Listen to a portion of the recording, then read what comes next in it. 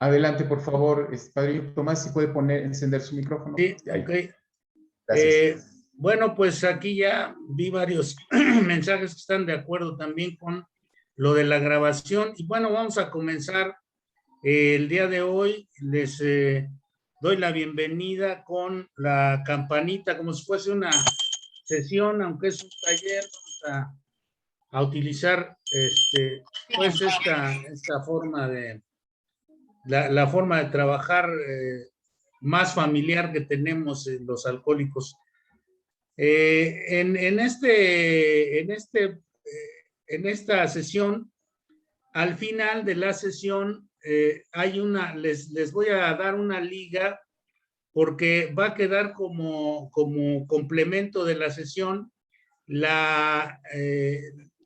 el cometido de ver la película de Mi nombre es Bill, que también, bueno, pues nos va a ilustrar y nos va a dar algunos de los prolegómenos históricos que ha tenido Alcohólicos Anónimos y que le han dado, o sea, la idea es conocer cuál es el origen del Libro Grande, por qué se creó, para qué se creó, cuál es la finalidad que tiene y cómo nos puede ayudar, de qué manera nos puede ayudar a nosotros para llevar a cabo, ya sea el trabajo de aquellos que les decía que lidian con el alcoholismo, con este tipo de problemas, con las adicciones o con este tipo de conductas, y por otro lado a los que tenemos el problema, que nos siga ayudando a resolver toda la conflictiva que se viene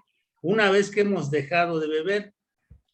Hemos escuchado innumerables veces esto de que cuando uno deja de beber es cuando comienza la enfermedad, ¿no? Es cuando empieza el reajuste hacia una nueva vida.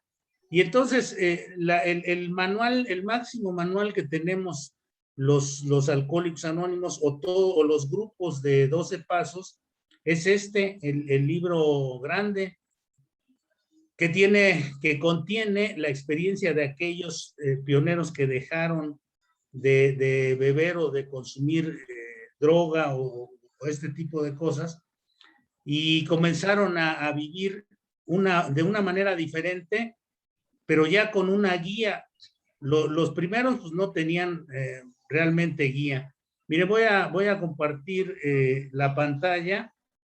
Voy a abrir aquí una presentación.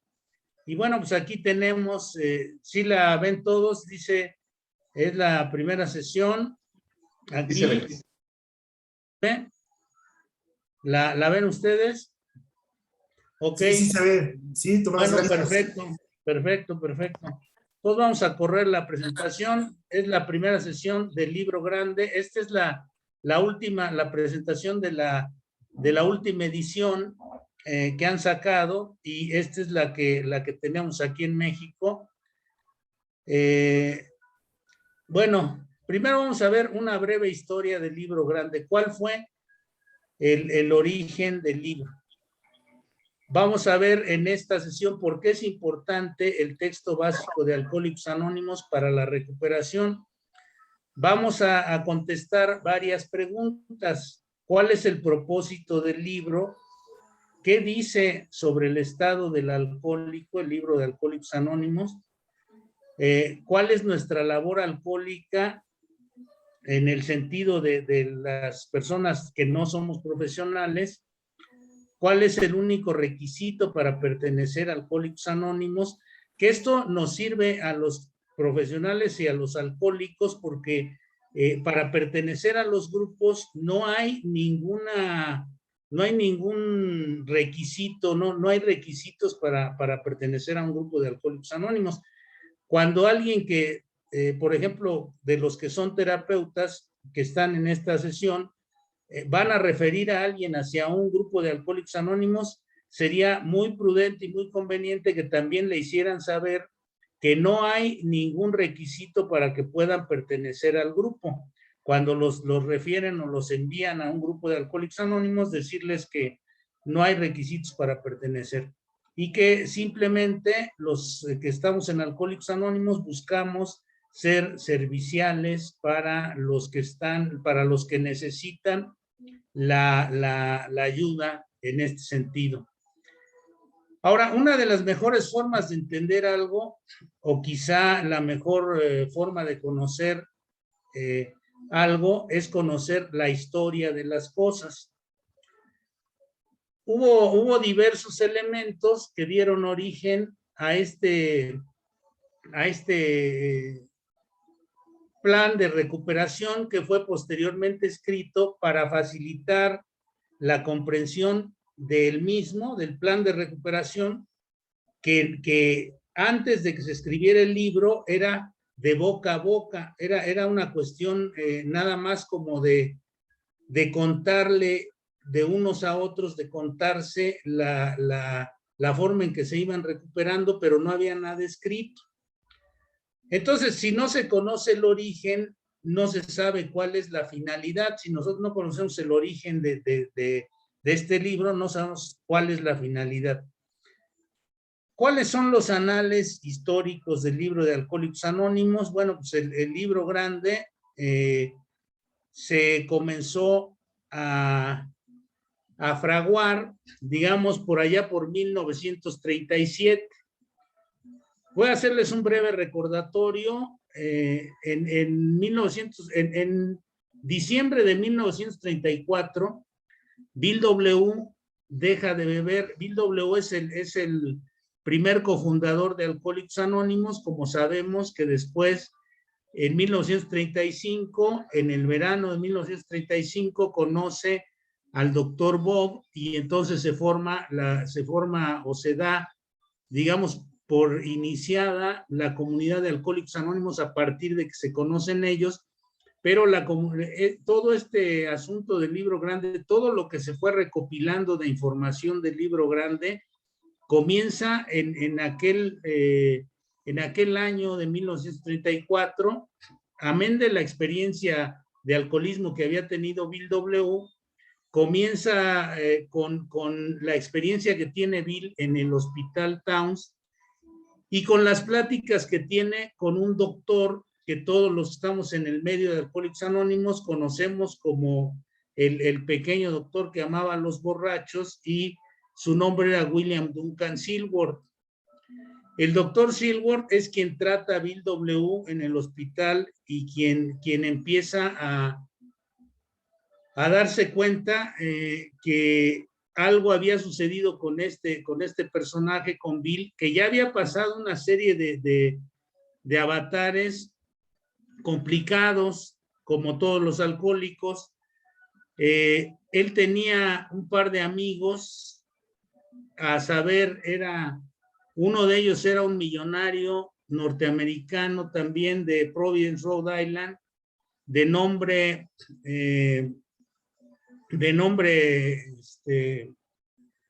estaba Evie Thatcher, y este otro personaje, ahorita les recuerdo el nombre de este personaje, que era un millonario de tercera generación.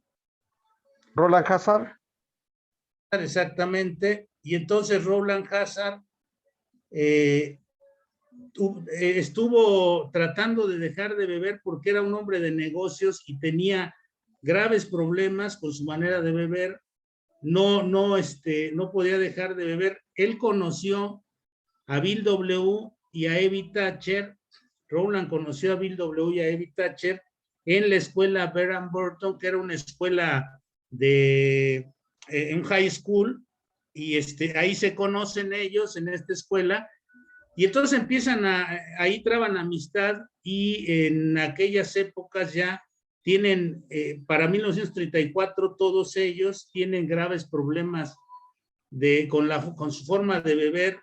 Fíjense cómo parece una coincidencia, pero bueno, aquí en Alcohólicos Anónimos sabemos nosotros que no existen las coincidencias como tales, sino que son, digamos, las cartas del destino que Dios va jugando a través de su manera de hacer las cosas, ¿no?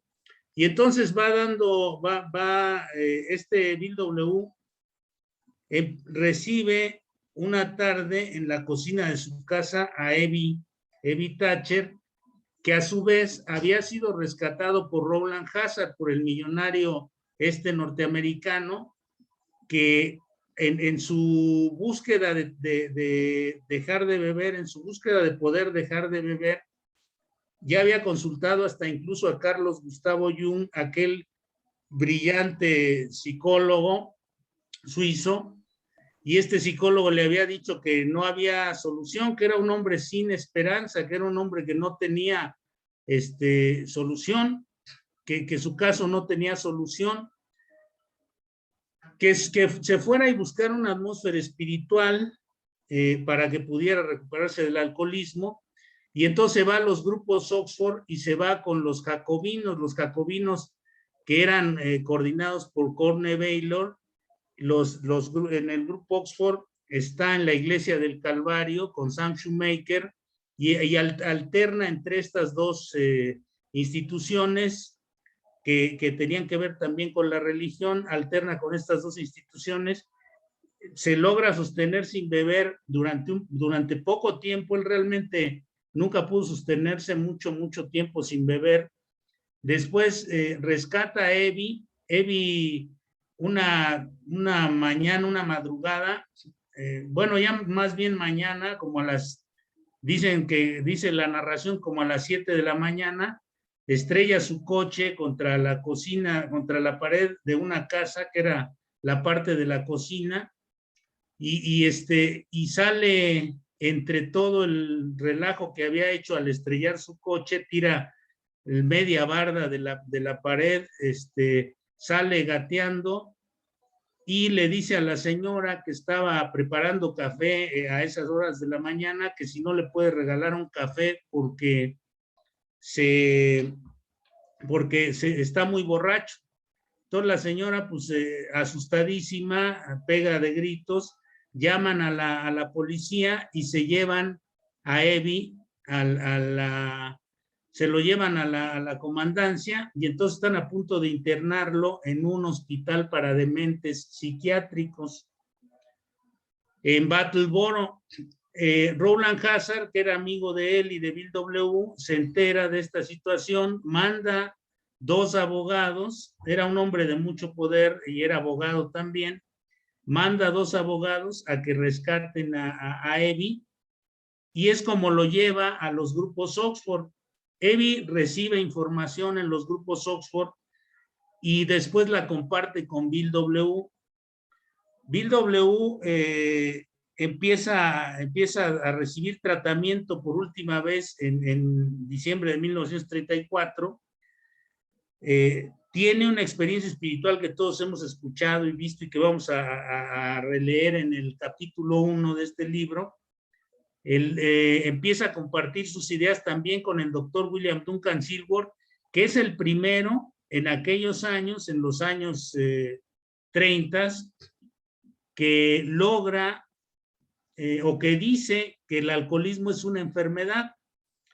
Aunque hay antecedentes un poco anteriores de otro personaje que había mencionado que el alcoholismo era una enfermedad o que lo había visto como enfermedad, en ese entonces se veía como una cuestión moral, todavía no tenía y fue fue rechazado este veredicto que dio aquel personaje que les digo que años antes había dicho que el alcoholismo era una enfermedad o que debía ser tratado. No dijo que era una enfermedad como tal porque no era ni siquiera médico, pero dijo que debía verse como una enfermedad. Sin embargo, hasta que el doctor William Duncan Silworth empieza a hablar de qué es una enfermedad y empieza a hablar de cuáles son los componentes de la enfermedad, empieza a despertar interés entre el círculo médico de Norteamérica, y es cuando se empieza a tomar en cuenta un poco el asunto de que el alcoholismo efectivamente es una enfermedad. Entonces, Bill y él comparten información y Bill sale con la idea, con algunas de las ideas que le había dicho, que le había dado el doctor Silver acerca de la enfermedad del alcoholismo. Va a visitar, bueno, va a buscar trabajo, como todos sabemos, no encuentra trabajo ahí en Akron, se ve en una situación difícil cuando le vuelve la idea de beber, busca ayuda, encuentra al doctor Bob y empieza ahí a fraguarse lo que es Alcohólicos Anónimos. Unos años después, ya si consideramos que Bill dejó de beber en 1934, 4 años después, en 1937, Bill W. tiene la idea, bueno, se va a buscar otra vez trabajo como lo que le ocurrió en 1935, vuelve a ir a buscar trabajo a un lado de Akron, en la misma compañía. Fíjense qué cosa tan que aparentemente diríamos coincidencias, pero muchos les llaman diosidencias en Alcohólicos Anónimos. En esta segunda oportunidad vuelve a ir a buscar trabajo en la misma compañía que lo había rechazado en 1935, lo vuelven a rechazar, se vuelve a ir a refugiar a la casa del doctor Bob, ya en 1937, ya para entonces tenía 3 años de haber dejado de beber, y entonces ahí es donde, platicando él y el doctor Bob, le dice Bill W. que qué le parece si escriben un libro que contenga el plan de recuperación. En 1935 ya habían comenzado a trabajar. Para ese año de 1937 ya tienen 18 alcohólicos en Akron y 22 alcohólicos en Nueva York. Ya había 40 individuos en pleno proceso de recuperación.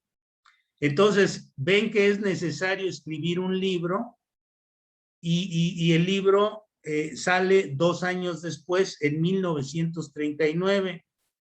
En abril de 1939 el libro grande aparece, pero ya con un mayor bagaje de información y de experiencias de recuperación. Ya no solamente lo de Bill W., lo del doctor Bob, sino lo de estos 40 que en el lapso de 1937 a 1939 ya son 100 alcohólicos en recuperación. Por eso dice, este es el texto básico de Alcohólicos Anónimos, escrito por Bill W. y los primeros 100 alcohólicos. Ya para 1939 ya son 100 alcohólicos. Y entonces, bueno, pues ese es más o menos a grandes rasgos, porque tampoco podemos extendernos mucho en la historia de esto. Es a grandes rasgos cómo se fue dando cómo se fue fraguando la salida del libro grande de Alcohólicos Anónimos. Después de un montón de experiencias de estos 100 alcohólicos, que les decía, cuando se empieza a escribir son 40, se suman 60 más hasta el final hasta la salida del libro, que fue en 1939.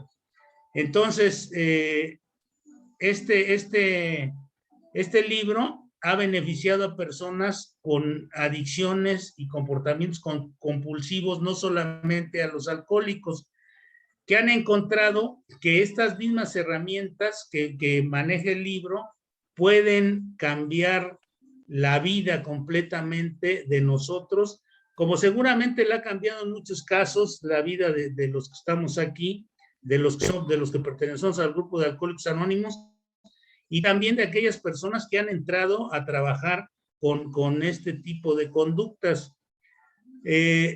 Vamos a continuar con decirles que este libro no es teoría, no es un libro teórico, no es un libro de esoterismo, no es un libro de religión, no es un libro de filosofía, sino es el método de recuperación.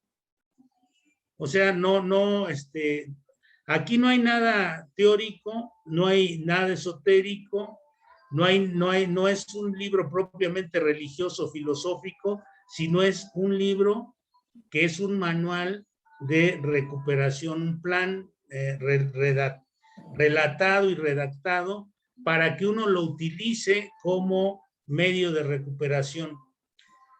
Muchas veces nosotros creemos haber entendido las palabras. Esto es muy importante porque Bill W. cuando escribe el libro grande, empieza a escribir, dice que se sentaba y se ponía sus 3 o 4 diccionarios a un lado cuando estaba escribiendo el libro para buscar las palabras, los términos o los conceptos adecuados para ir reseñando el proceso de recuperación del alcoholismo.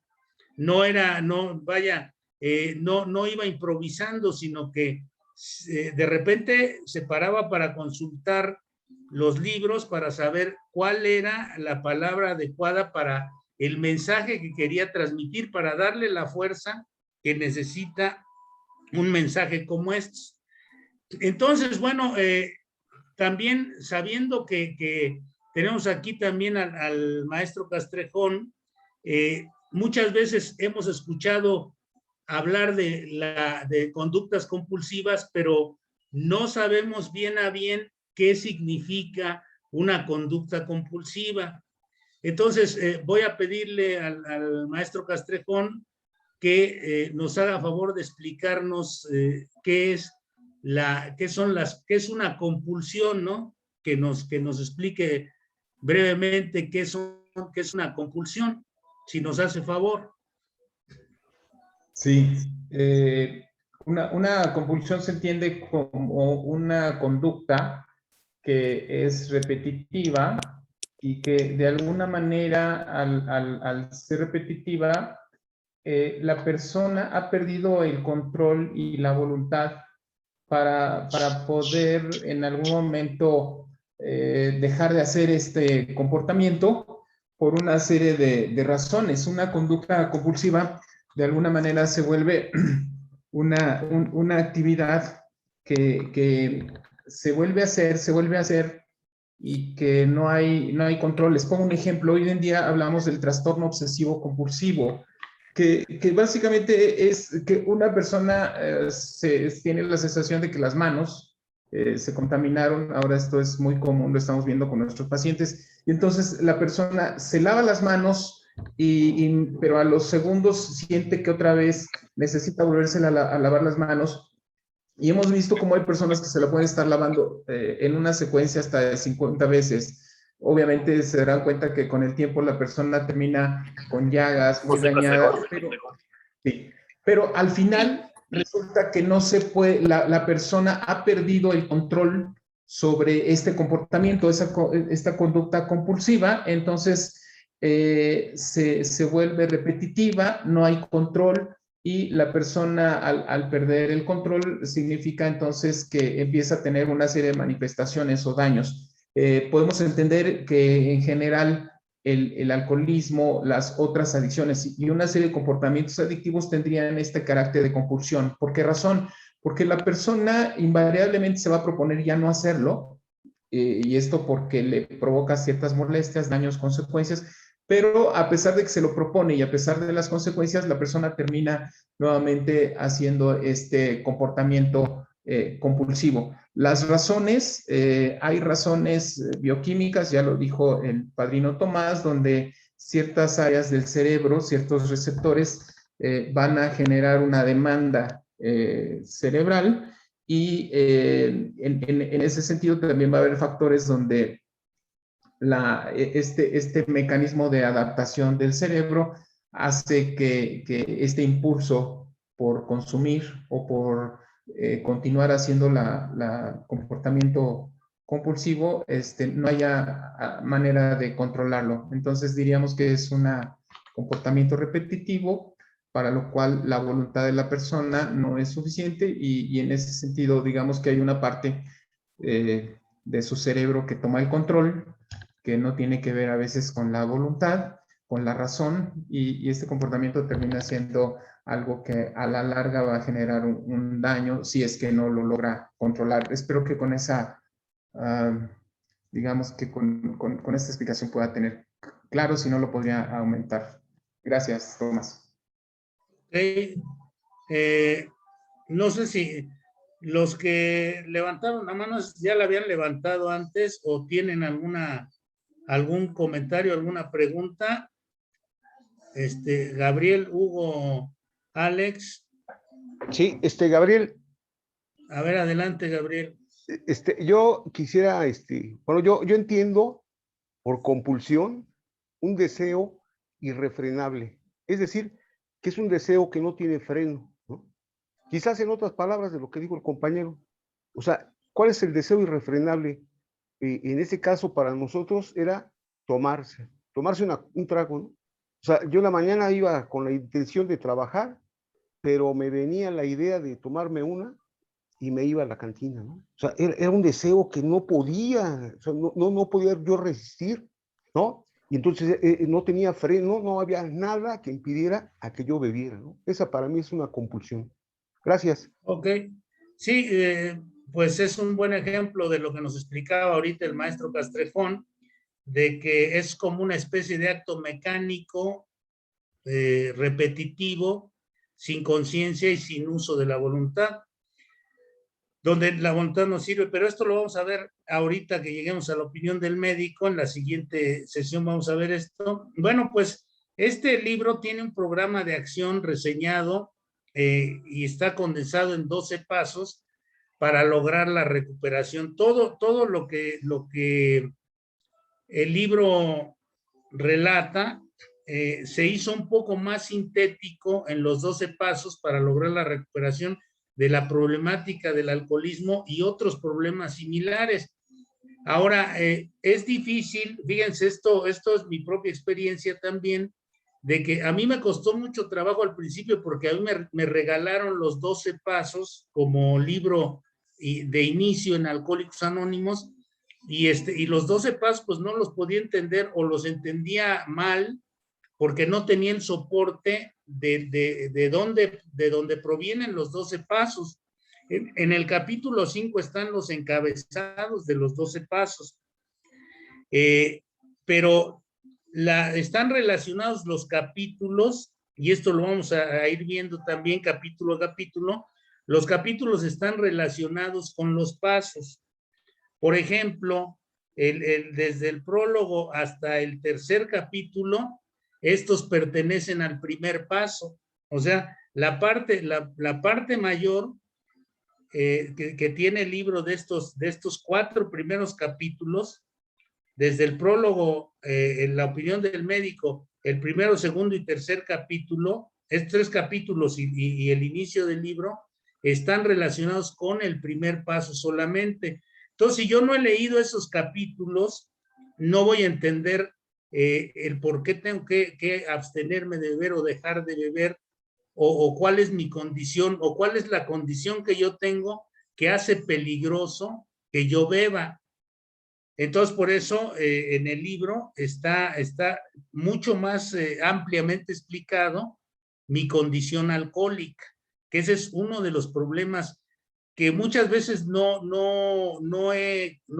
tengo yo la comprensión, o no he captado, o no he capturado completamente la información sobre mi estado.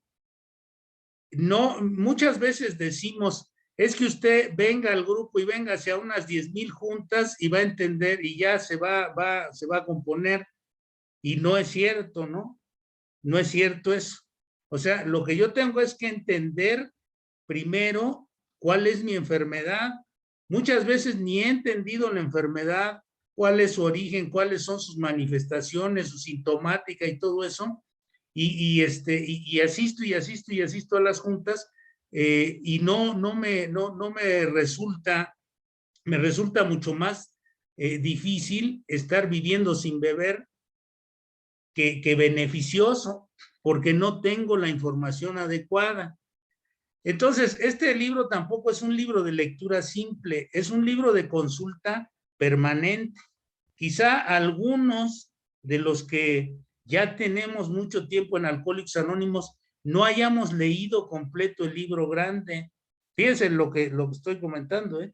Hay gente, a mí me ha tocado ver compañeros con más de 20 años o por ahí así, que nunca han leído completo el libro grande.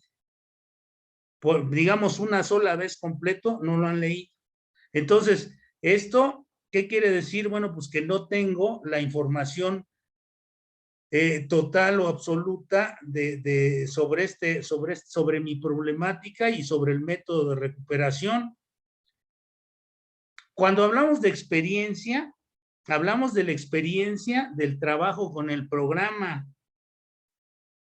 Cuando hablamos de historial, hablamos de mi historia de bebedor, de la historia de mi actividad alcohólica y de cómo llegué a Alcohólicos Anónimos, etcétera, etcétera. Pero cuando hablo de experiencia en el programa, tengo que hablar de lo que he entendido y lo que he practicado dentro del programa. Entonces, la experiencia de Bill W. en el Hospital Towns, más el apoyo del doctor Silver, lo que les comenté hace un momento, más el encuentro de Akron en 1935, son los factores que se concatenaron para que se diera el milagro, yo creo que es un milagro, de la salida de este libro grande a la circulación en este mundo. Adelante, Scarlett, ¿quieres hacer un comentario, pregunta o dar una opinión? Adelante. Gracias. Pues rápidamente en esto que comentas de las personas que no han leído el libro y de la importancia, yo los primeros 8 años en AA, la verdad es que no pude dar los mismos pasos que mis compañeros porque estuve 8 años medicada, y si bien es cierto que estuve en las manos de distintos profesionales psiquiatras que a pesar de ser adictólogos me recetaban benzodiazepinas, difícilmente podía yo practicar el programa, pero también reconozco mi responsabilidad en el aspecto de que yo no ponía de mi parte de, bueno, pues tengo que ejercitarme, no lo hacía.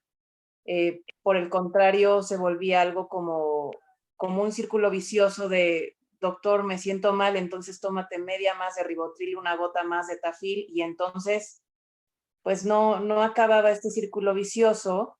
Por consiguiente, le di continuidad a conductas autolesivas porque llegaba el punto en el que no sentía el cuerpo. Y entonces puedo decir que realmente a mis 11 años, pues en realidad es como si llevara 3 porque pues apenas sentí que acabo de despertar o de salir como de este adormecimiento. Entonces, pues solamente eso, gracias. Ok, sí, pues, eso es algo que sucede a menudo en esto de la recuperación. Muchas veces solamente pensamos que las juntas y el apadrinamiento y estas cosas son necesarias, pero es muy necesario, es indispensable, es un punto medular la lectura y la comprensión y el trabajo con este libro grande. Qué bueno que comentes, Scarlett, estas cosas porque suceden con mucha frecuencia y bueno, pues acotamos pues nuestras posibilidades de recuperación si no trabajamos con esto. Entonces, al paso de aquí, como dice en la diapositiva, al paso del tiempo, muchos se han dado cuenta que al compartir y hablar de cómo se sienten en Alcohólicos Anónimos con otros alcohólicos, se pueden mantener sin beber. Aquí surge la pregunta: ¿es necesario conocer y practicar el plan de recuperación completo? Porque muchos creemos, y esto es algo también nocivo, que solamente, como les decía, asistiendo a las juntas y compartiendo nuestra experiencia, entre comillas, ya estamos a salvo. Como se nos dice que estamos en puerto seguro, como se nos dice que vayamos a las juntas como se nos dice, si tienes ganas de ir al grupo B y si no tienes ganas de ir también ve. Claro que no estoy denostando la asistencia a los grupos, no estoy diciendo que sea malo, no estoy diciendo que aquí nos decían del filósofo John Dewey también, bueno, eso lo vamos a hablar un poquito más adelante, pero les decía, en estos casos, no estoy denostando la asistencia al grupo y el trabajo con los compañeros, el apadrinamiento y todas estas cosas, porque esto es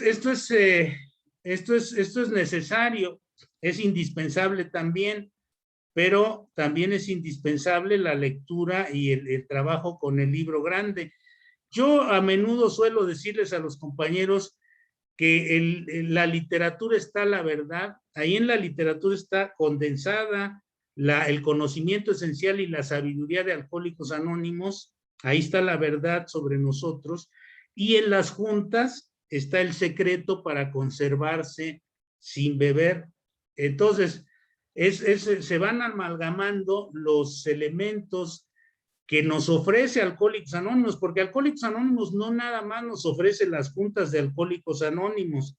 Las juntas son muy benéficas, tienen un gran efecto sobre nuestras vidas, sobre nuestra psique, sobre nuestro corazón, incluso sobre nuestra parte emocional, son muy terapéuticas, pero sin el auxilio del libro grande, sin el auxilio de la literatura, sin el auxilio del apadrinamiento, sin el auxilio que nos brindan estos otros elementos, sin el auxilio del uso de la tribuna y estas cosas, no nos va a llevar a ningún lado. Si nos falta uno de estos elementos, no está completa nuestra recuperación, la ecuación de nuestra recuperación va a estar con una incógnita siempre por ahí y no se va a poder completar. Nos vamos a vivir lo que en muchos casos sucede, que es vivir la borrachera seca. Por eso es necesario conocer y practicar el plan de recuperación completo. Si no, con eso y rezar de vez en vez, pensamos que podemos mantener la sobriedad. De tal manera que si no abrieran las juntas leyendo un enunciado, pensaríamos que estamos en una especie de talk show de esos de Laura de América o de Niurka o algo así. Si no leyéramos el libro o los pasos o algún capítulo, alguna tradición o alguna cuestión de estas, si nos dedicáramos nada más a hablar de nuestros problemas domésticos, de nuestros problemas económicos, de nuestros problemas de relación, de nuestros problemas sociales, de nuestros problemas sexuales, etcétera, etcétera, no tendría sentido, no sabríamos, si alguien llegara a un grupo y no leyeran el enunciado y no se hablara de la literatura y nada más estuviese contando el diario vivir en la tribuna, no sabrían a dónde están. Dirían, bueno, vine a dar uno de esos programas o qué, o dónde estoy, ¿no? Estaría esperando a que el coordinador de la junta dijera que pase el desgraciado y ya pasara a otro compañero ahí a hablar. Agua de limón. Y no, pues no es esa la cuestión. Sabemos todos que existen personas de Alcohólicos Anónimos, incluidos algunos que han pertenecido a la comunidad por meses o años, que les decía no han leído el libro. El libro no ha cambiado en estos 86 años de Alcohólicos Anónimos. Bueno, no ha cambiado ni una J, ni un acento, bueno, no se usan acentos en inglés, pero no ha cambiado ninguna palabra, ninguna sintaxis. El libro grande sigue siendo el mismo desde 1939 hasta la fecha, con algunas otras cosas, le han quitado nada más la parte de los historiales, es lo que se ha modificado, y en 1976 le pusieron el apéndice 2, porque había algunas confusiones respecto a lo que es una experiencia espiritual y un despertar espiritual. Entonces, digamos, la opinión del médico nos va a permitir entender el problema de una manera práctica y precisa. En el prólogo nos explica en dónde estamos.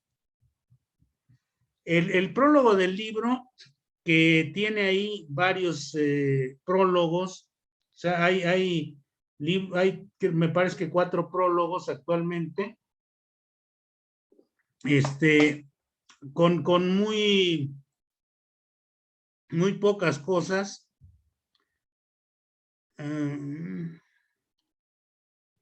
Y bueno, aquí nos dice un compañero que se salió unos minutos, va a regresar. Les decía, tiene hay muy pocas cosas en el prólogo que se han, digamos que, cambiado o se han ajustado de la primera edición hasta la cuarta en español. En inglés prácticamente también están en los de las 4 ediciones, pero tienen cambios muy leves, ¿no? Entonces, ahí nos dice prácticamente en dónde estamos, nos dice, si ustedes ven el prólogo, nos dice qué es Alcohólicos Anónimos. Es como una especie de enunciado un poco más alargado, un poco más largo. Nos dice qué podemos hacer, para quién somos serviciales nosotros, que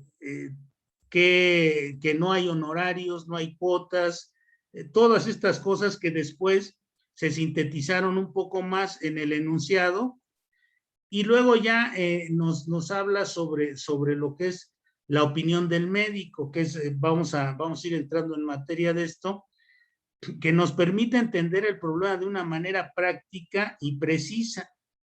Les decía que el doctor William Duncan Silworth, que trató a Bill W., no, era un personaje que había tratado ya muchos casos de adicciones al alcohol y a la droga, de adictos al alcohol y a la droga.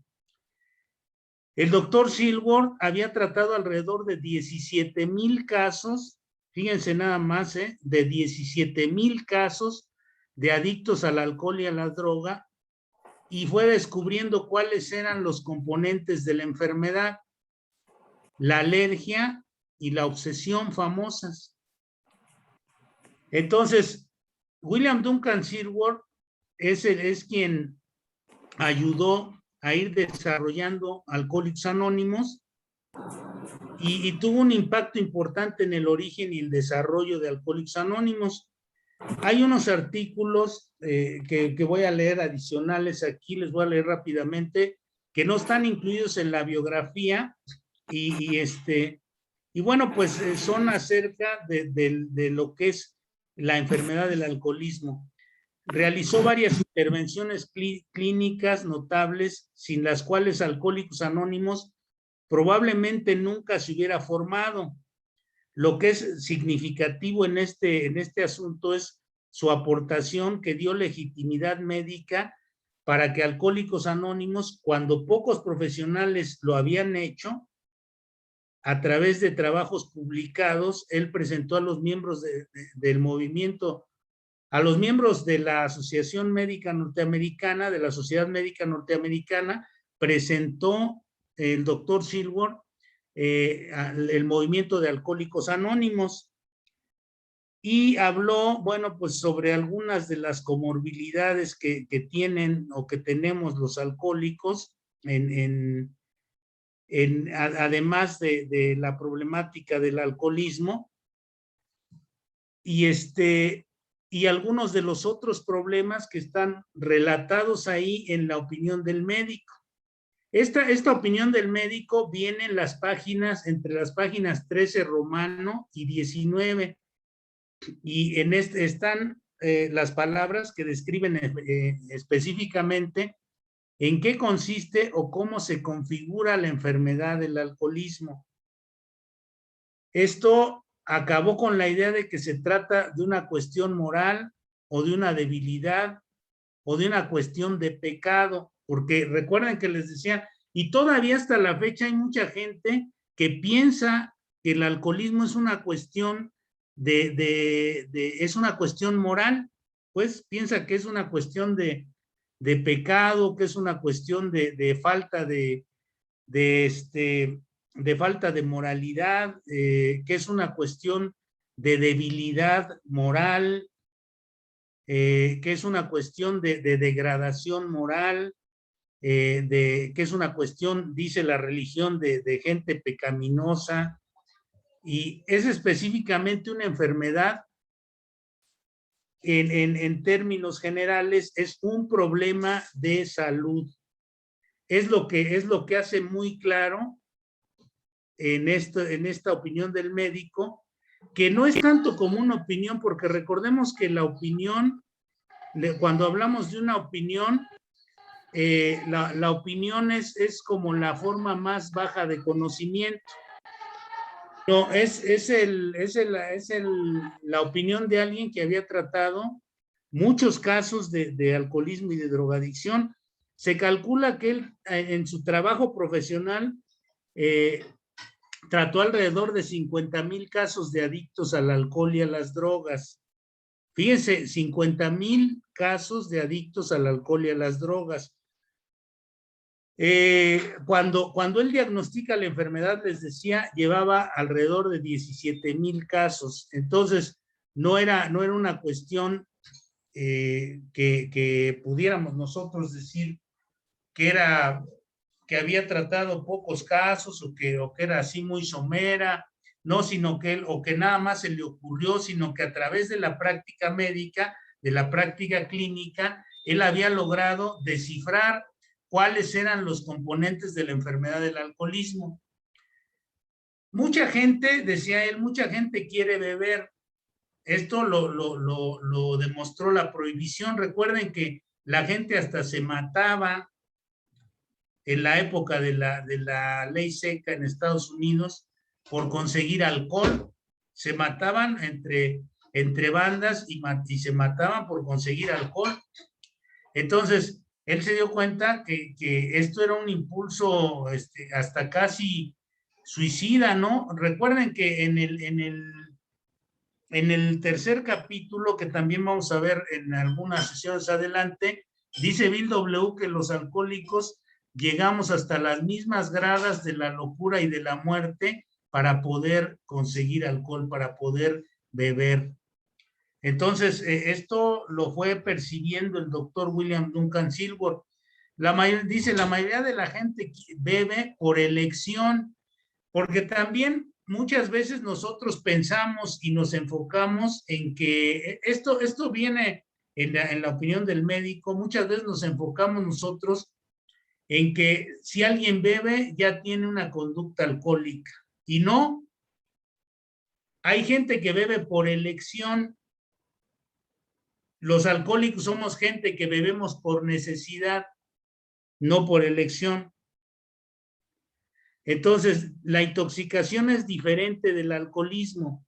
Hay gente que puede estar intoxicada, gente que llega a una fiesta, se toma unos 2 o 3 tragos y para en ese momento de beber y funciona adecuadamente en lo social, se responsabiliza de irse a su casa. Si va a manejar, bebe poco, calcula los riesgos, y a un alcohólico le vale sombrilla todo eso. Un alcohólico, un adicto, se mete lo que se alcance a meter y le vale sombrilla si se va, si se queda, o sea, cuando alguien tiene una intoxicación leve por alcohol, como lo hacen los bebedores sociales o incluso los bebedores fuertes, no hay en el caso de estos dos tipos de bebedores. Esto lo especifica en la opinión del médico. Dice que existen 3 tipos de bebedores, dice el doctor Silver en la opinión del médico. Dice el bebedor social, el bebedor fuerte y el alcohólico problema. De estos 3, el único que tiene problemas es el alcohólico. No los otros 2. Los otros 2 Aparentemente el bebedor fuerte puede tener problemas, puede ser que beba mucho, que sí se ponga unas buenas guarapetas, pero no le causa problemas, no pierde el sentido de ubicación de la realidad y sigue funcionando más o menos bien. Si le piden las llaves del carro, se las da a la persona que se las pide, le piden un Uber para que se vaya, etcétera, etcétera. El alcohólico no. El alcohólico tiene otro tipo de trastornos conductuales inducidos por su manera de beber. Entonces, en el caso de estos personajes, del bebedor social y el bebedor fuerte que están ahí tipificados en la opinión del médico, el alcohol no es un factor dominante en la vida de estas personas que son normales. Estos eligen beber. Y si el bebedor promedio desea con la suficiente seriedad dejar de beber, lo hace, lo puede hacer porque tiene el poder de hacerlo, tiene la voluntad, le alcanza la voluntad para poder dejar de beber. Sin embargo, nosotros los alcohólicos, dice, existe un tipo particular de bebedor, dice en este artículo Silworth, que en cierto punto de su forma de beber experimenta un cambio. Esto es algo crucial para entender el alcoholismo. Dice en el libro textualmente, dice, los hombres y las mujeres beben esencialmente por el efecto que produce el alcohol. Es tan elusiva la sensación que llega el momento en que no saben diferenciar lo falso de lo real, y para ellos la vida alcohólica es la única que existe. O sea, para nosotros los alcohólicos.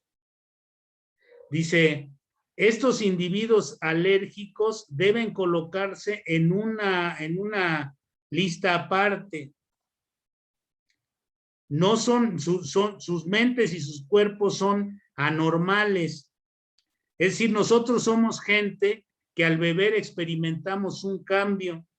Ese cambio con frecuencia es descrito claramente tanto por el individuo como quienes rodean al alcohólico.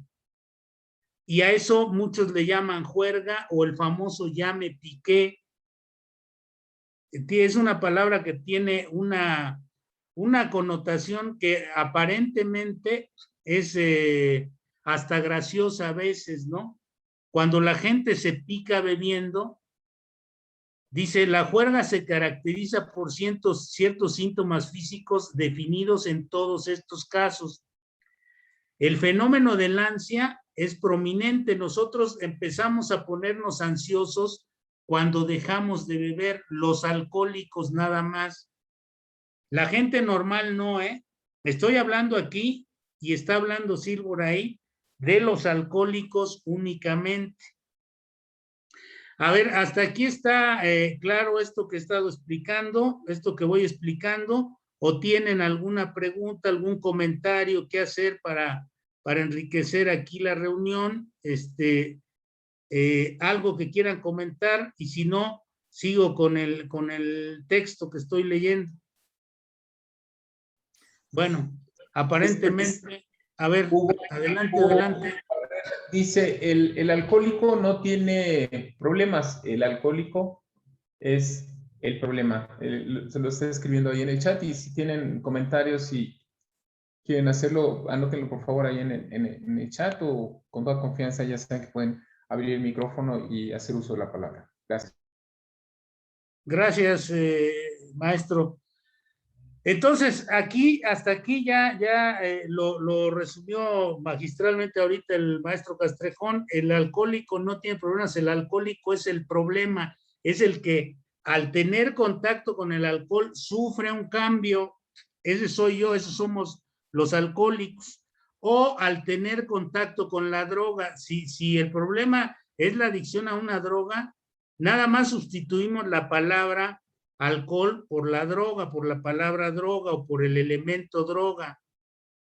Si la persona que está ahorita, de los que están aquí, de los que estamos aquí, si tiene problemas con la dependencia de otras personas, si es codependiente, o si es comedor compulsivo, o si es jugador compulsivo, nada más tendrá que sustituir la palabra alcohol por alguna de estas cosas, por alguno de estos elementos, ya sea por la comida, por el juego, por la dependencia de otra persona, etcétera, etcétera. Cuando aparece esa otra persona, cuando aparece un tinglado de cartas, cuando aparece pastelitos y comida, entonces empieza a entrar el ansia en esta persona. En el caso de los alcohólicos, cuando aparece el alcohol.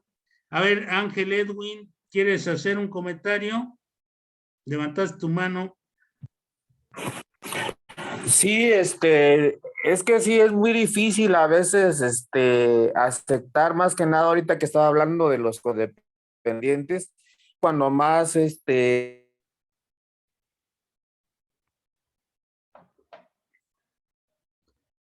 Parece que se nos la congeló. recuperación es más tardada, más complicada.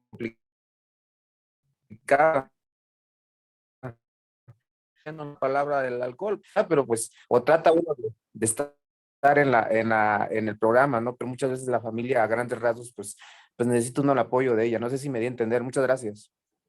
Sí, gracias.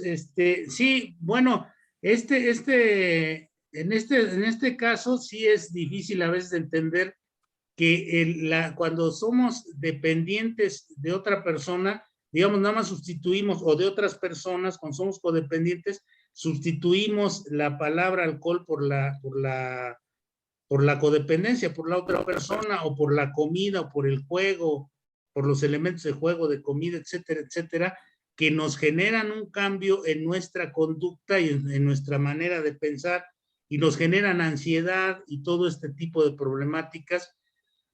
Entonces, como les decía, el alcohol en sí mismo no produce estos síntomas en el individuo medio, más de lo que el consumo diario de alcohol produce en un alcohólico crónico en ausencia de alergia constitucional.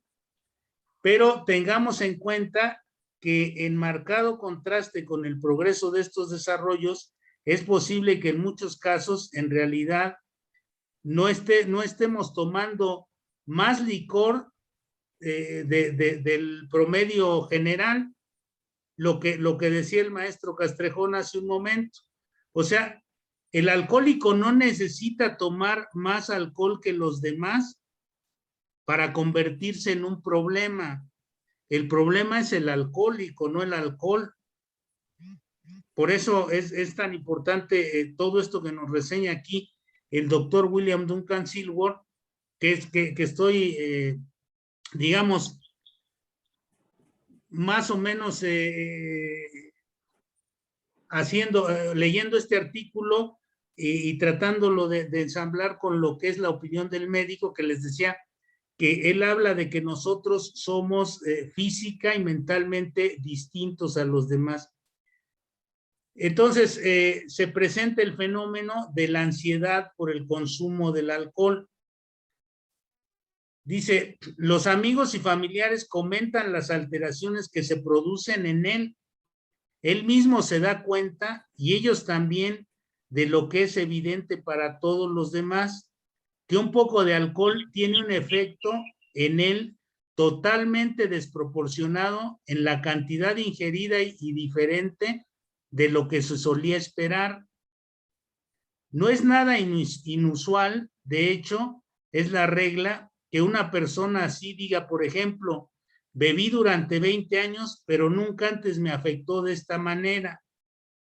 No se necesitan 20 años para formar un hábito. Un caso resume todo el cuadro clínico en estas palabras. Dice, puedo ganar más dinero en un día que tú, en un año, puedo y sé manejar cosas grandes, realizo transacciones que mantienen ocupados 2 o 3 teléfonos en mi escritorio todo el día, pero yo no puedo beber. ¿Cuál es la diferencia entre tú y yo? O sea, puedo ser alguien, muchas veces nos engañamos también porque aparentemente tenemos cierto éxito en la vida, podemos desempeñar más o menos adecuadamente o muy eficientemente ciertas funciones en la cuestión laboral, en la cuestión social, en la cuestión económica y todo esto, y pensamos que por eso, que eso es un argumento válido para que descartemos que podemos tener problemas de alcohol. Sin embargo, la gente que nos rodea y nosotros mismos nos damos cuenta que no podemos beber como la gente normal. Entonces, ahí nos dice que bebemos esencialmente por el efecto. ¿Y qué efecto produce en un alcohólico el alcohol? Dice, estos individuos alcohólicos, dice el doctor Silver en la opinión del médico, estos individuos alcohólicos experimentan una sensación de tranquilidad y bienestar una vez que han ingerido una dosis de alcohol. Fíjense, es como una especie de medicina. Yo experimento al beber, dice, si no tienen una dosis de alcohol en el organismo, están inquietos, irritables, descontentos e insatisfechos. Cosa que no sucede, o sea, si nosotros estamos sin beber, por eso les decía al inicio del taller, que cuando uno está sin beber es cuando comienza la problemática del reajuste a la realidad, del reajuste a enfrentar la realidad tal como es, la realidad personal y la realidad circundante. Entonces, nosotros para poder hacer muchas de las cosas que hacíamos necesitábamos beber, porque esto nos calmaba, nos daba seguridad, nos daba... recuerden, por ejemplo, cuando uno estaba bebiendo y escuchaba canciones como El Rey, se sentía, hasta se envalentonaba uno, no solamente sentía seguridad, sino hasta se envalentonaba, ¿no? Con dinero y sin dinero hago siempre lo que quiero y mi palabra es la ley y todo este tipo de cosas. Y entonces se sentía uno, ya con unos tragos, se sentía uno verdaderamente el personaje de esta ficción artística, ¿no? Del Rey. Entonces, es porque hay una transformación, hay un cambio, como les decía. Entonces, mientras uno no esté bebiendo, va a estar inquieto, irritable, descontento, porque ya está uno en medio de la adicción al alcohol, ya está uno en alguna parte del proceso de enfermedad alcohólica. Entonces, si uno no está bebiendo, va a estar así, inquieto, irritable, descontento, insatisfecho, hasta que o vuelve a beber o practica este programa de recuperación. Entonces, dice, en este punto, incluso durante los periodos de sobriedad parcial o total, desarrolla un estado de ansiedad que equivale a un miedo vago, luego depresión y falta de concentración, con una indiferencia creciente o una apatía completa hacia sus intereses anteriores. Empieza uno a dejar de interesarse por algunas cosas que eran objetivos incluso de la vida personal de uno, y empieza uno a desinteresarse de esas cosas, empieza uno a alejar de la realidad y de la vida misma.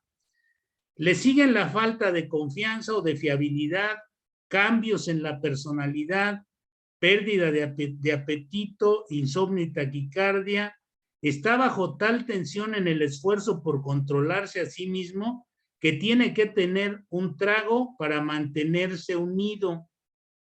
Fíjense, lo único que nos mantiene ya en este estado, ya una vez que que hemos entrado en el estado de enfermedad. Recordemos, muchos de los que están aquí seguramente conocen la tabla de la alcoholomanía que Morton Jelinek desarrolló, que tiene 4 fases y 45 subfases, y que estas hablan de todos las diferentes sintomáticas, los diferentes síntomas que va teniendo uno a medida que va entrando en la enfermedad. En la fase crónica, por ejemplo, las lagunas mentales, las fugas geográficas, todas estas cuestiones que pasamos los que hemos padecido la enfermedad del alcoholismo. Rápidamente les digo, yo a los 11 años de edad comencé a beber y a los 15 años de edad tuve mi primera fuga geográfica. Esto no lo pude identificar hasta que empecé a leer estas cosas y a tener información sobre mi enfermedad. Yo a los 15 años estaba bebiendo en una marisquería que estaba atrás del lugar donde yo vivía en ese entonces, y al otro día en la mañana estaba amaneciendo en Guadalajara. Así de práctico fue el asunto en cuanto a darme cuenta con el paso del tiempo que yo había llegado rápidamente en 4 años. Yo empecé a ver, les digo, a los 11, a los 15 años, ya estaba yo en la fase crónica del alcoholismo. Esto depende de varios factores, ¿no? Entonces, lo único que va manteniendo al alcohólico, digamos, en cierta forma funcional en la vida, pues es tomarse un trago. Acuérdense que cuando uno llega al grupo le dicen, para quitarse el frío, a beber, para quitarse el calor, a beber, porque ganaba su equipo, a beber, porque perdía, a beber, porque tenías un romance, a beber, porque te habían mandado a volar, a beber, por todo y por nada bebías. O sea, ya lo único que nos mantiene unidos es una dosis de alcohol. Y lo mismo con la droga, con la comida y con todo lo demás de lo que hemos estado hablando. Al mismo tiempo, hemos observado algunas excepciones a esto. Estos individuos les dirán que no les gusta el licor, pero temen tomarlo. Y para cualquiera que haya observado una persona así, es obvio que esto es cierto. Fíjense, algo que también seguramente muchos de los que están aquí habrán experimentado, que esto es para ir identificando las manifestaciones de esta enfermedad, de esta alergia y esta obsesión. La enfermedad consiste en una alergia orgánica y una obsesión. La alergia dispara la obsesión por beber. Ahora, muchas veces el mismo alcohólico ya sabe que al comenzar a beber tiene un destino totalmente incierto. No sabe a dónde va a parar esta siguiente borrachera, esta siguiente juerga. Yo muchas veces sentado en un bar o en una cantina o con los amigos en la casa de alguno, me servían la primera copa y entonces empezaba a abordarme el miedo y yo empezaba a decir, ahora dónde qué va a pasar, ¿no? ¿A dónde voy a amanecer? ¿Qué va a suceder conmigo? Pero no podía detener ese primer impostergable trago. Y una vez que lo había ingerido, me empezaba a invadir esa sensación de seguridad y de bienestar que produce el alcohol en el alcohólico. Ese cambio de personalidad. Y entonces me olvidaba el miedo, se me olvidaban las dudas, se me olvidaban las reservas que yo tenía ya para ese entonces para beber, y yo seguía bebiendo. Aunque se dé cuenta uno en su caso particular que una sola copa lo va a mandar a quién sabe a dónde, uno empieza a beber. Voy a dejar de compartir la pantalla para que comentemos algunas otras cosas. Faltan 20 minutos para terminar el taller de hoy. ¿Alguien tiene algo que comentar de esto que hemos estado hablando? José Luis. Adelante, José Luis. Hola, bueno, ya me presenté, soy José Luis Alcohólico. Y bueno, aprovechando la presencia del maestro Castrejón, y bueno, lo que estabas tocando, Tommy, efectivamente esa parte de la alergia, me parece que es importante, bueno, yo como lo entiendo, la alergia es esa parte de mi diferencia, vamos a decir, o la deficiencia en mi metabolismo, ¿no? Primero yo como alcohólico y como adicto también, porque bueno, entre otras cosas, para metabolizar el alcohol y y en esa deficiencia en el sistema neuronal, ¿no? Bueno, en esta parte de ir descubriendo mi enfermedad, ¿no? Mi realidad, como un adicto, pues también he tenido que buscar información, y fue hasta entonces cuando pude realmente admitir, y después de años, de poder, de estar en un grupo y de estar sin beber y sin consumir, pero realmente estaba por estar y sin comprender realmente mi realidad. Y bueno, quería compartir un texto de lo que creo que es la parte de la alergia en la deficiencia en mi cerebro, y que pues aprovechando a nuestro Castrejón nos pudiera orientar si es real o si no, nos pueda eh, ilustrar, ¿no? Voy a leer esta parte, dice, o sea, la parte de los neurotransmisores que funcionan y que están involucrados en la enfermedad de la adicción, ¿no? Que es de la deficiencia que tengo, que creo tener yo, y que lo puedo identificar plenamente porque la insatisfacción, la irritabilidad, eso yo lo podía sentir antes de beber la primera copa. Yo desde niño sentía esa incapacidad, ¿no? De la irritabilidad, la insatisfacción, y todo. Y yo lo asemero, o lo relaciono con los neurotransmisores, porque dice que los neurotransmisores más importantes involucrados en la enfermedad de la adicción, la dopamina, serotonina, norepinefrina y el ácido GABA, ¿no?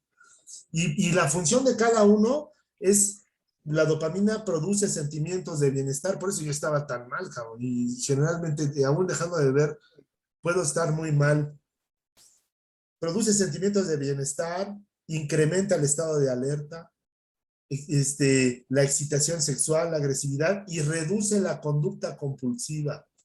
La serotonina también produce sentimientos de bienestar, eleva el umbral del dolor, induce el sueño y reduce la conducta compulsiva y agresiva. Y así, ¿no? La norepinefrina también incrementa los sentimientos de bienestar y reduce la conducta compulsiva. Y el ácido GABA eleva el umbral del dolor y reduce la conducta compulsiva y la ansiedad.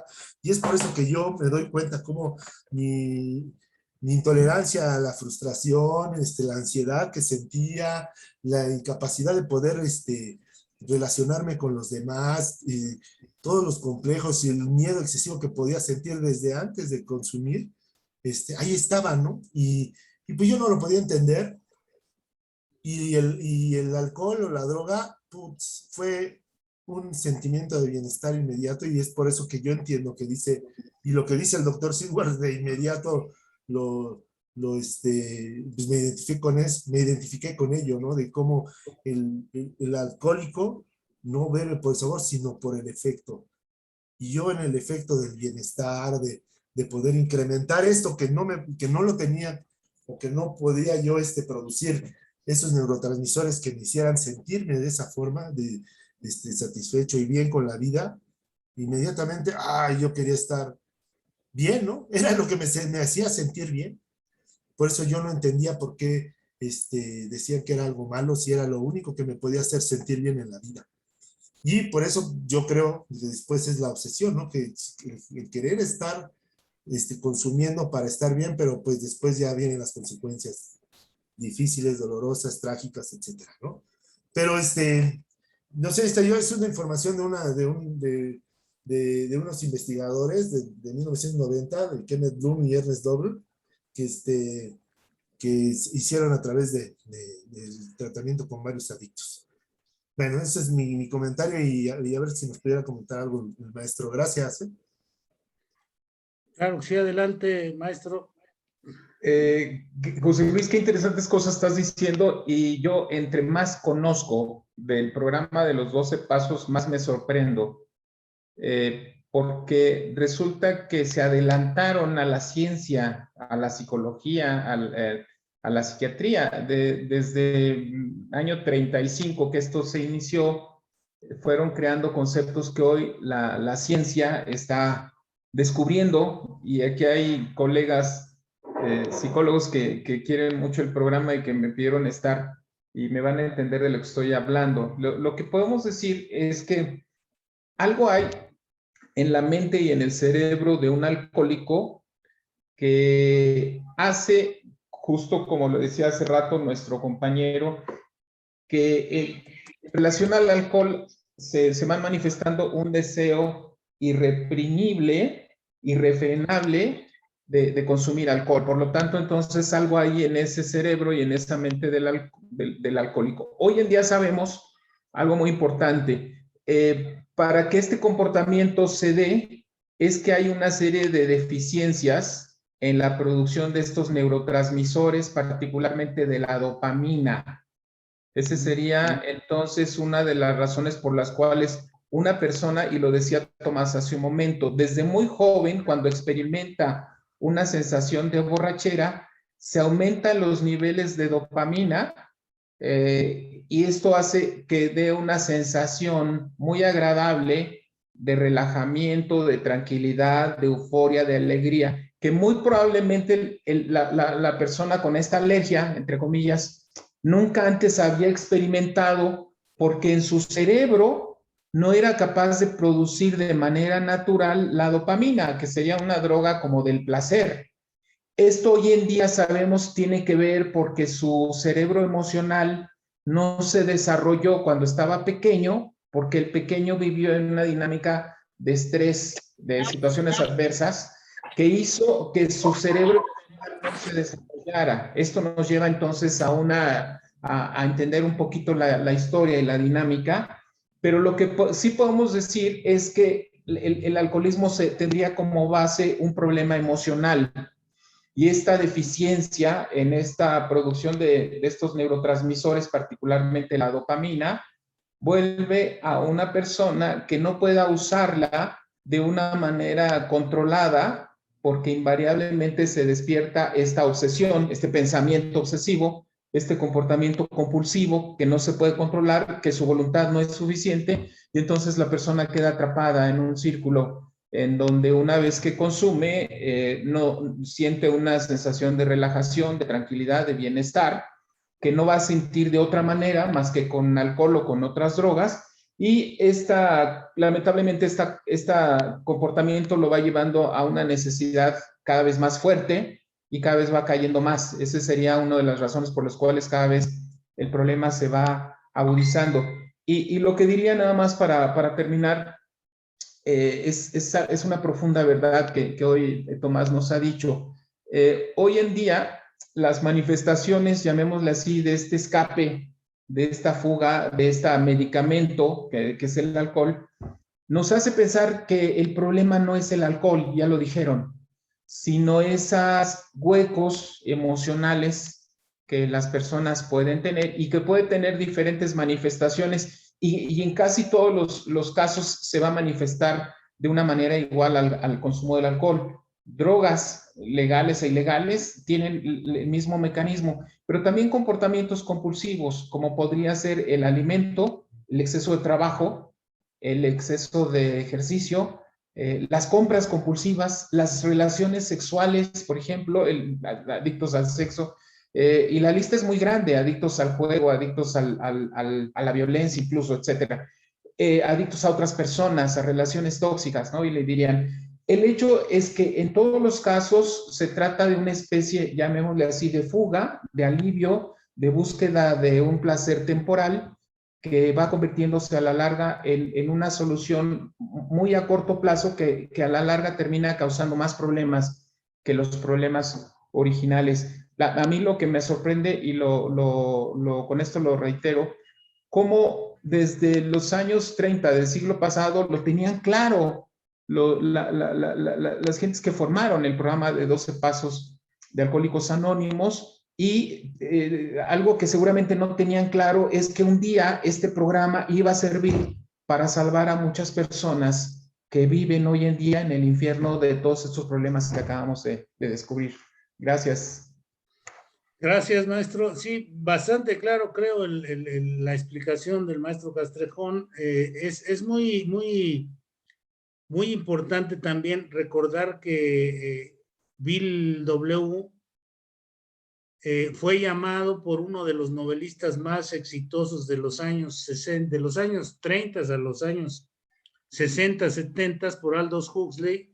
Fue llamado el arquitecto social más grande del siglo XX, porque este señor se dio cuenta de todo lo que podía abarcar el trabajo que había desarrollado Bill en este asunto del libro grande y todo su trabajo para constituir Alcohólicos Anónimos, ¿no? La comunidad de Alcohólicos Anónimos. Hugo Barrera nos quería comentar algo, y luego Gabriel también, y déjenme ver si alguien más aquí. ¿Qué tal, Sí, compañeros? Ya me presenté, compañeros. Bueno, ahorita hablaba el doctor de los diferentes tipos de adicciones, también la deuda, ahí pónganla considerada como una adicción a la deuda. Inclusive hoy aquí en Puebla estamos haciendo nuestro primer grupo presencial de deudores anónimos, adictos a la deuda. Me gusta la parte donde habla del efecto el doctor Silgur. Yo estoy convencido, no sé qué opinión tengan ustedes o doctor, nuestro programa es un programa netamente y totalmente causal, ¿sí? En el sentido de que se habla del efecto, y si hablamos de un efecto debe de haber una causa, ¿no? Causa y efecto. Estoy convencido hoy que al paso, de hecho el primer paso es el único que habla de alcohol, ¿no? Los demás ya no hablan del alcohol. Y estoy convencido que a medida de que tú vas deshaciendo la causa, por sí solo el efecto va deshaciéndose, ¿no? Cuando empiezas a atacar tus causas que te llevaron a beber, como yo digo, luego, a salud de quién levantabas la copa o de qué levantas la copa, cuál es la causa que te lleva a beber o a adictarte, a medida que vas observando e identificando tus causas, a medida que vas eliminando la causa, pues el efecto por sí solo se va erradicando, ¿no? O no sé qué opinión pueda tener de eso, doctor. Es muy brillante lo que estás diciendo, Hugo. Lo que te puedo decir es que el programa de los 12 pasos, y quiero escuchar a Tomás a ver qué opina de esto, no es para que las personas dejen el alcohol. Va mucho más allá, porque el problema no es el alcohol. El alcohol en algunas personas es una manera de sobrevivir en un mundo caótico. A veces el estar intoxicado todo el día es la única manera de poder vivir. Claro, cae en otro tipo de problema.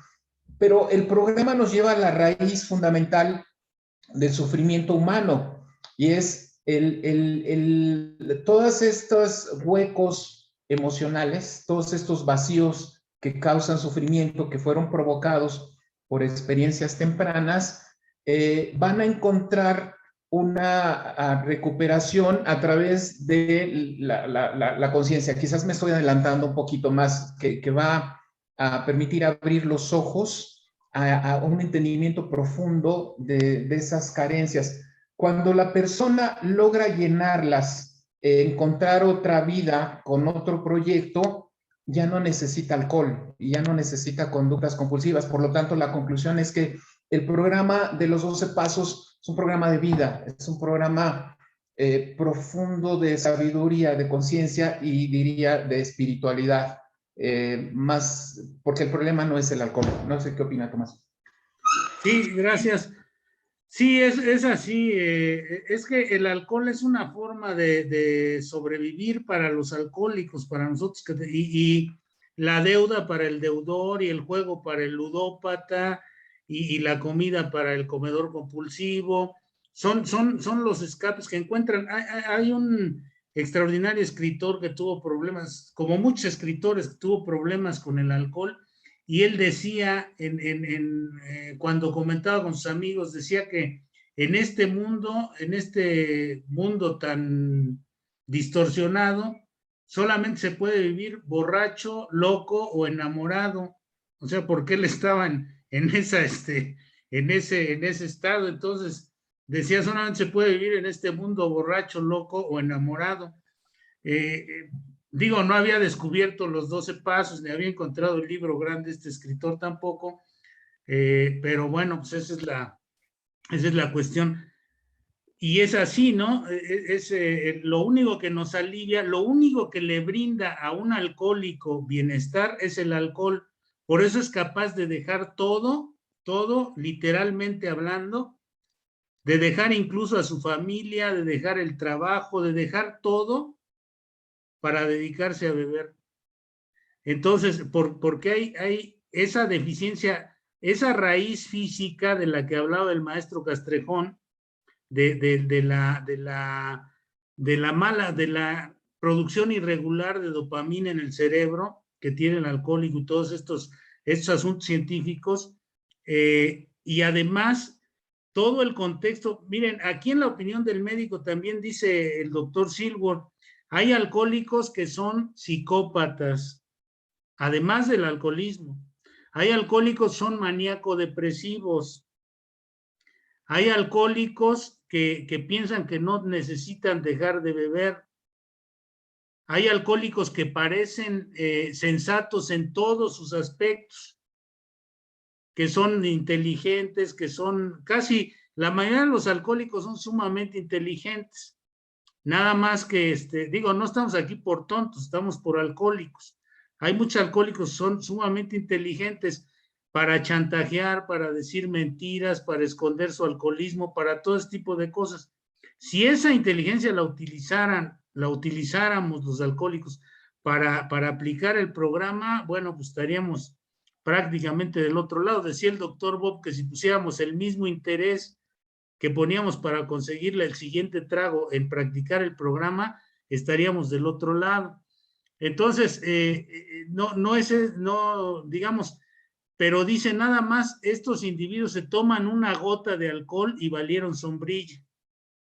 O sea, lo único que nos indica es que tenemos que mantenernos alejados de la fuente de la alergia, que es el alcohol.